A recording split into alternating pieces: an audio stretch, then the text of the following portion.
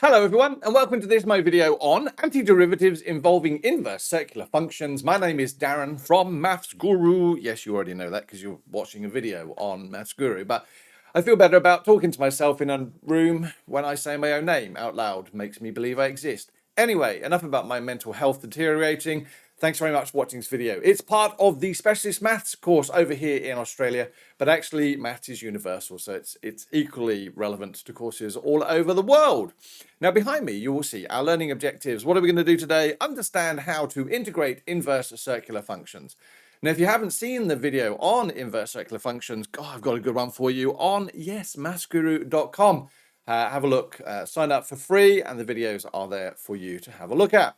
But thought I'd recap for you. Here we go. So we realize that when we have a function as sine to the minus 1 of x on a, then we can differentiate it to become f dash of x is equal to 1 on the square root of a squared minus x squared. Likewise, cos would differentiate to this, and tan would differentiate to this.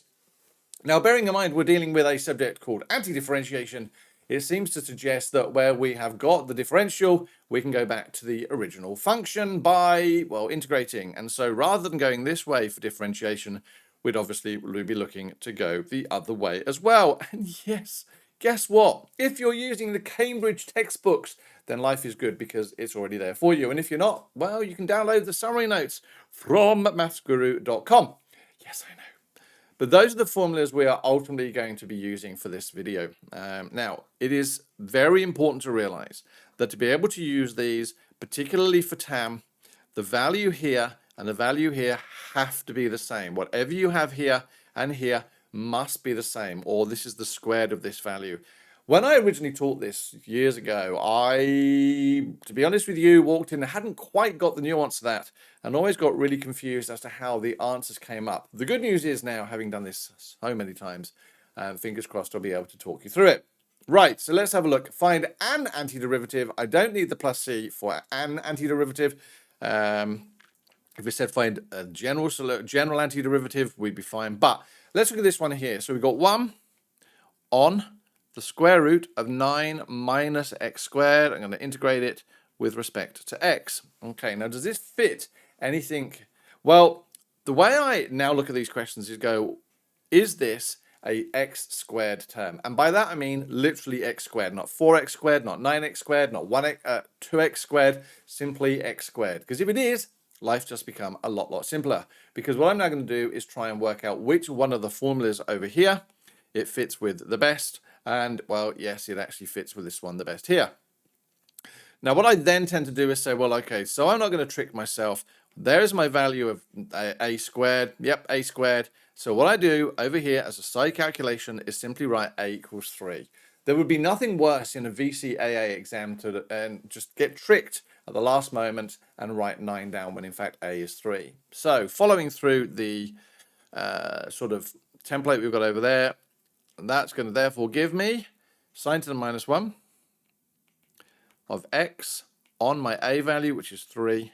And I could put a plus c, but I'm not going to put a plus c because it says an antiderivative. And as such, I'm just going to leave it there with my answer. Now, that's fairly trivial. You're going to turn around and say, well, that's fairly stupid. Yes, I get that. And then we get on to the next one. All right, minus 4x squared. And now I've got an issue. Because for these formulas to work, it has to be simply x squared. It has to have that x squared, has to have a coefficient of 1. All right, well, this is where our algebra skills come in handy, he says, writing in highlighter or rubber. 1 on the square root of 9 minus 4x squared. Right, well, to be able to do this, what I'm going to do is now I'm going to do 1 on the square root of 9 on 4 minus 4x squared on 4. Now, the reason I'm going to do that is obviously now if I can divide each of these terms by 4, then that gives me my x squared that I need. The problem is I've now fundamentally changed the question. How do I undo that, or how do I make sure that it stays mathematically balanced? I'm now going to make that 4. And I'm going to put a square root sign over all of that, dot dx. All right. Now we know that if we have the square root of AB, That's the square root of a times the square root of b. Now, the reason I'm going to do that is I know what root 4 is. It's 2. So I'm going to write that outside now. So there's the integral of 1 over 2. And let's see if I can do my square root sign. All right, that 4. So the root of 4 now gets 2 outside the brackets. That 4 there and that 4 there cancels to give me 9 on 4 minus x squared. Okay, cool. I've got my x squared term. A, that's always going to be a squared. Every single one of these is a squared, and a squared. So now if I know that a squared is 9 on 4, my a value is going to be 3 on 2. Again, that's going to become important in just a moment. Oh, cool. All right, don't forget my dx. Let's try and make this a little bit smaller, or at least move it over just a tad to give myself a little bit more room. All right, so that's going to be equal to... Right, well, I know that constants can be moved outside of my integration sign. So that's now going to become 1/2 the integral of 1 on the square root of 9 on 4 minus x squared dx. Which one does that fit? Well, once again, it actually fits sine. So that's going to become equal to 1/2 times the sine of a to the minus 1. In fact, did I write a? Yes, I did. Sine to the minus 1 of x on a, which is 3 on 2, plus c. I don't need to write the plus c. And again, I can't have a fraction inside a fraction, so I'm going to do my keep, change, flip rubbish. It's not rubbish. Sine to the minus 1 of 2x on 3. Write that in brackets, and ka-ching, there is my right answer. Okay, so 1/2 sine to the minus 1 of 2x plus 3. Again, it wants an antiderivative. I'm not going to write the plus c. What about the next one? Any more complicated? Well, again, it seems to fit roughly my tan. Yeah, I've got ax squared plus x. I've got, oh, looks, yeah, but again, here is the trick to the question. So now I've got an integral of 1 on 9 plus 4x squared dx. Again, I can't do anything at the moment because that's got to be an x squared, not a 4x squared. So much like I did a moment ago, that's going to become the integral of 1 on, I'm going to divide everything by 4, 9 on 4, plus 4x squared on 4, put it in a set of brackets and do a 4 out there. Let's extend that all the way over, so it's mathematically correct, dot dx. All right, so now because I've got a constant, I'm going to move that outside my brackets. That's going to give me 1/4 the integral of 1 on 9 on 4 plus x squared dot dx. Now, again, a lot of people, when they get to this question, stop and go, yay, I've done it. No, you haven't. And this is, again, part of the trick of the question. At this moment in time, this value here, a, has to be the same value as the a you've got down there. Now, a in that situation is once again going to be 3 on 2. So for this to be able to work, I've got to change my 1 to 3 on 2. Now, to be able to do that, to change my a to 3, let's undo me deleting it. To change my a to 3 on 2 here, I've got to be able to change it there, he says. So that's going to become 1/4. That was already there.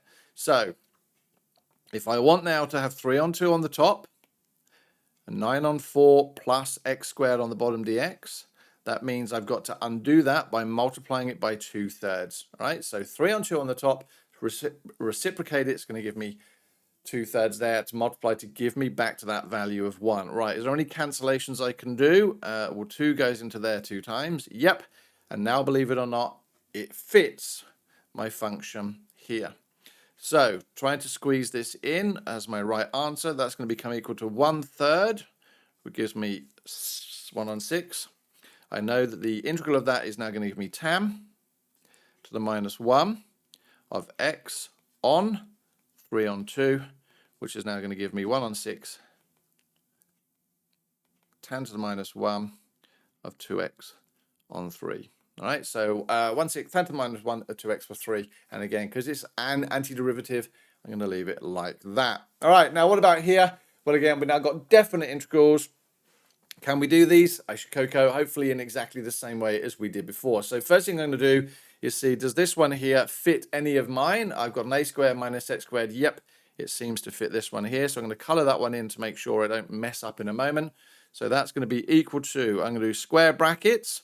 That's going to be sine to the minus 1 of x on a, well, a, and we'll make sure a is equal to 2. X equals that between the values of what I've got equal to 0 and 1. So that's going to give me sine to the minus 1 of a half minus sine to the minus 1 of 0, or sine to the minus 1 of a half is, we all know this one.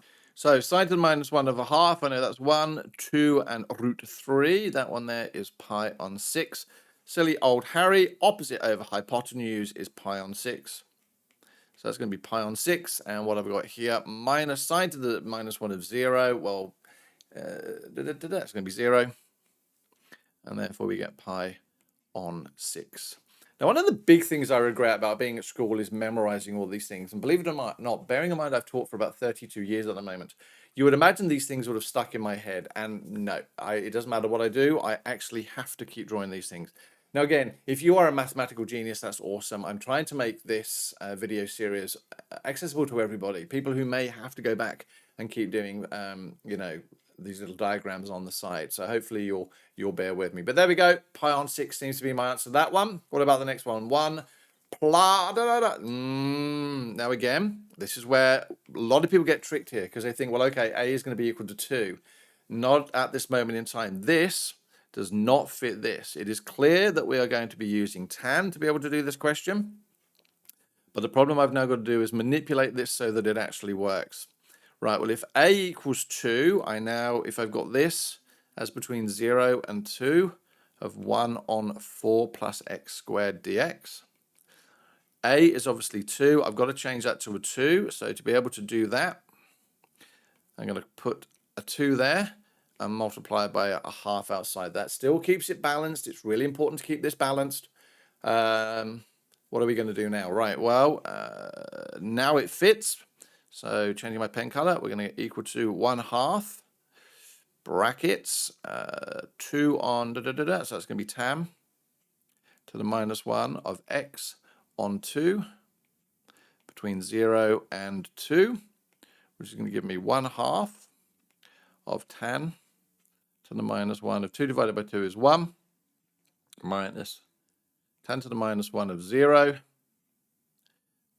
which is going to give me a half times tan to the minus 1 is pi on 4. Tan of 0 is 0, which is going to give me simply pi on 8 as my answer. So hopefully that's helping. More examples you do, the more you're going to find yourself tripped over. What about this one here? 9 minus 4x squared. Again, nap. Sadly, again, this doesn't seem to fit anything I've got at this moment in time. What is it going to look like? Minus 4x squared. Going to look like sine again. So I'm going to color in the sine one. That's the one we want it to look like. So let's do some manipulation. I've got the integral between 0 and 1. I'm going to move that 3 outside to give me 1 on the root of 9 minus 4x squared dx. Again, going back to the example I did just a moment ago, this x squared term has to be literally that x squared, not 4. So that's going to be equal to 3 lots of integral of 1 on, that becomes 9 on 4 minus x squared. Again, I'm trying to shortcut this a little bit because we're now going to put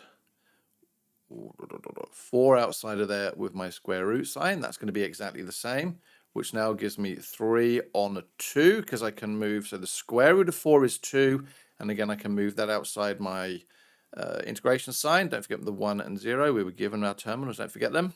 So that's going to become 1 on the square root of 9 on 4 minus x squared dx. And there we go. So therefore, that's going to be equal to 3 on 2 square brackets sine to the minus 1 of x on 3 on 2, which is 2 on 3 between 0 and 1.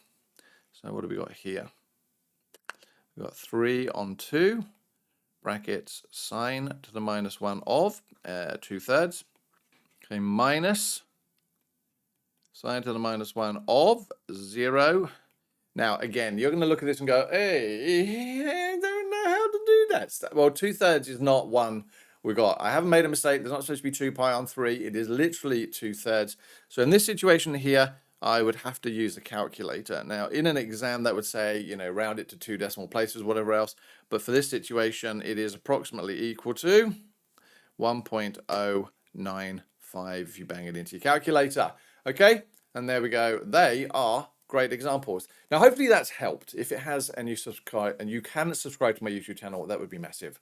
I don't know who out there watches maths videos other than you and I, and so it'd be good if you actually subscribed. Also, let me know that people are watching.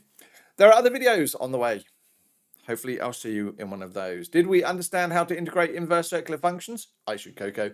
Now, your job is to go away and practice and practice and practice. Until I see you again, take care. Bye-bye.